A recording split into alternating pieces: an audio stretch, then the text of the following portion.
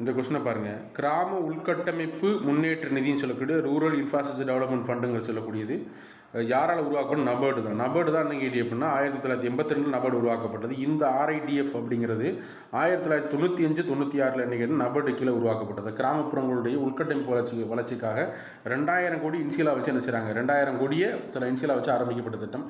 நபர்டை பற்றி கொஞ்சம் படிக்கிறப்ப இதை புரிஞ்சுக்கிற முடியும். நபர்டை பற்றி கொஞ்சம் டீட்டெயிலாக பார்க்குறப்ப என்ன செய்ய புரிஞ்சுக்கிற முடியும். உங்கள் 12th புக்கில் நபர்டை பற்றி இருக்குது, என்ன இருக்குன்னு பார்க்கலாம். இங்கே பாருங்கள், நபர்டு அப்படிங்கிறது ஏற்கனவே வேளாண்மைக்கு ஊரக முன்னேற்றத்திற்கு எந்த பணிகளையும் ஆற்றி வந்தது.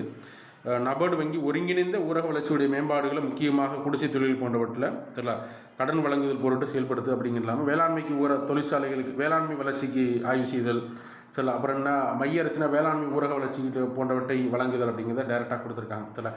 டைரெக்டாக இல்லாட்டா கூட அதை பற்றி இதை வச்சு நீங்கள் படிக்கிறப்ப என்ன செய்ய முடியும்? ஆன்சர் பண்ண முடியும்.